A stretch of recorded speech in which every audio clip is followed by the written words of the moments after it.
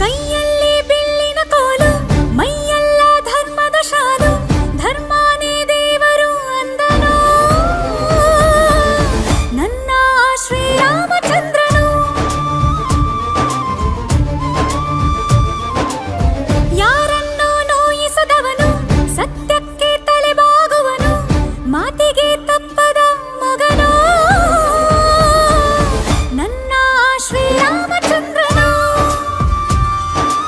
ಅಷ್ಟ ದಿಕ್ಕುಗಳು ಕಾಲ ಕೆಳಗೆ, ಎಲ್ಲ ದೇವರಿ ಮುಷ್ಟಿಯೊಳಗೆ, ಸೋಲಿಲ್ಲ ನನಗೆ ಸಾವಿಲ್ಲ ಕೊನೆಗೆ.